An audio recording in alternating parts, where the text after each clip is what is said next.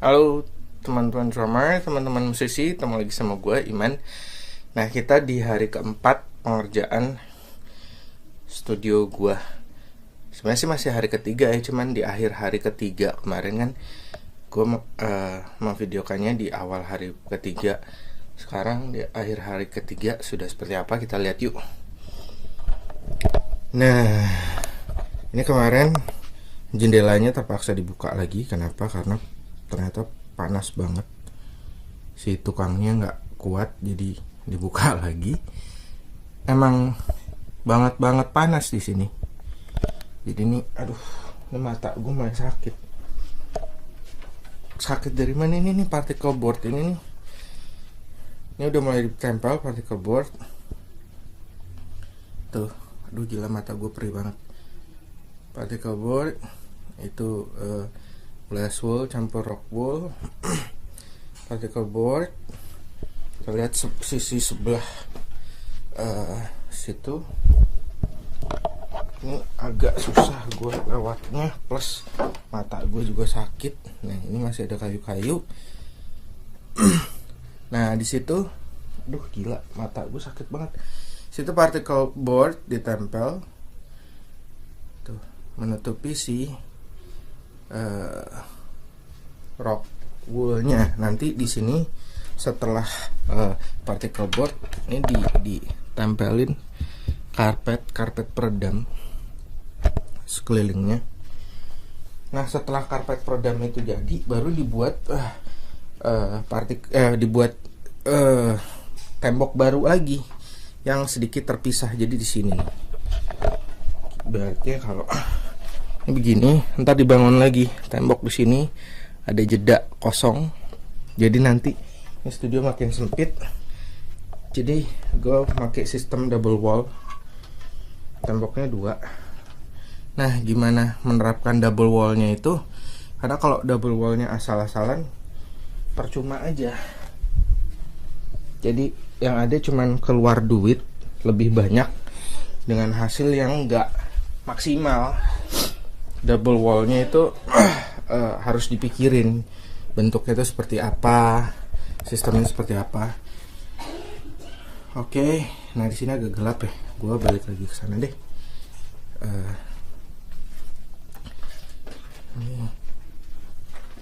Oke, ini di sini. Nah, ini dibuat partisi nih. Tuh, dibuat partisi. Ini nanti akan jadi jendelanya. Bukan jendela sih, apa sih?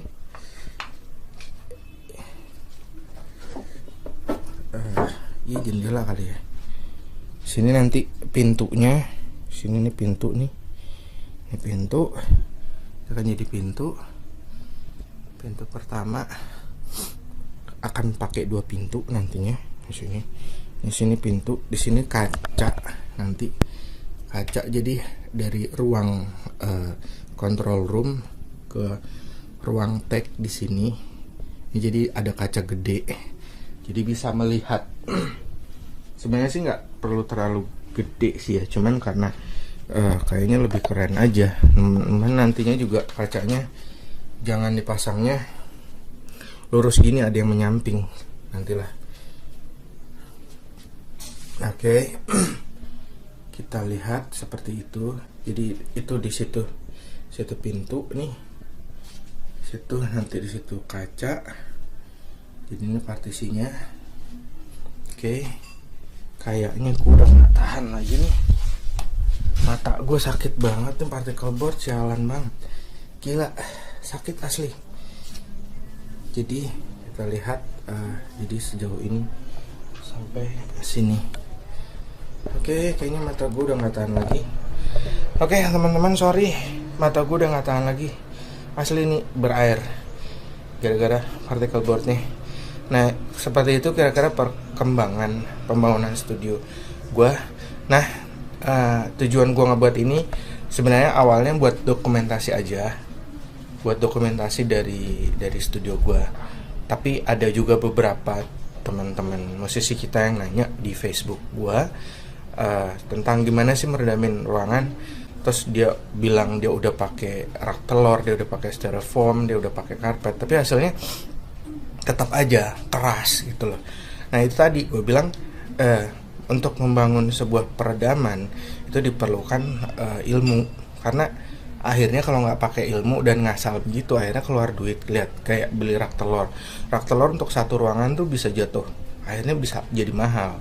Karpet untuk satu ruangan bisa jadi mahal, sama styrofoam untuk satu ruangan ukuran misalnya 4x4 itu bisa jadi mahal, bisa jadi 1 juta, 2 juta, 3 juta. Feeling gue sih sekitar 5 juta dia udah keluar kali ya. Nah dengan 5 juta begitu ternyata hasilnya sama aja dengan nggak diperdamin, kan mendingan buat apa gitu kan, buang-buang uang. Nah makanya kalau menurut gue, kalau pingin buat peredam, serahin aja deh sama orang yang ahli.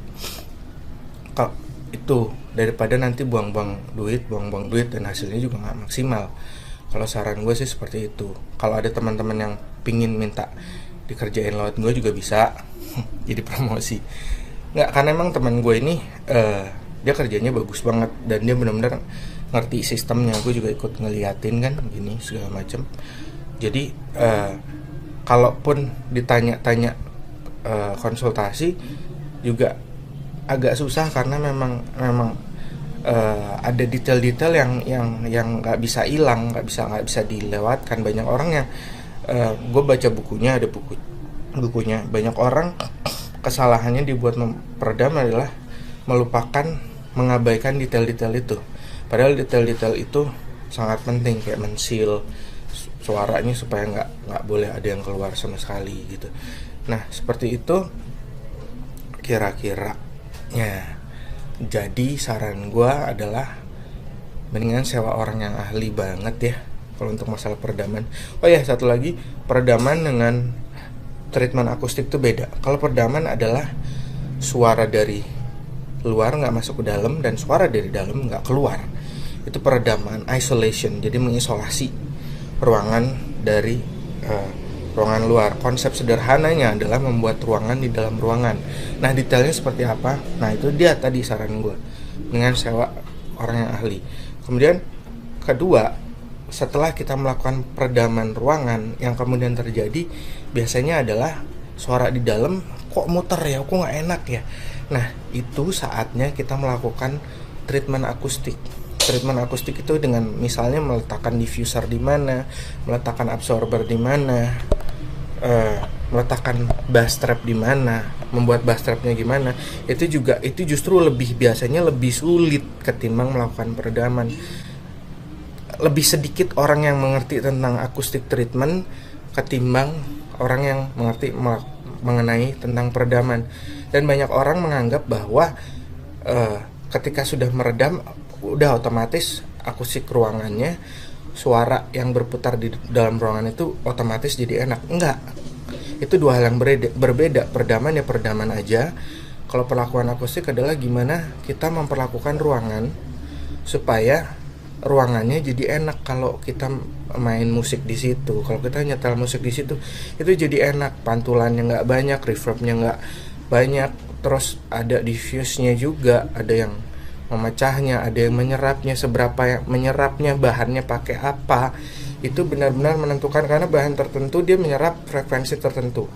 Jadi pengetahuan itu justru lebih sulit acoustic treatment itu kalau menurut gue daripada peredaman.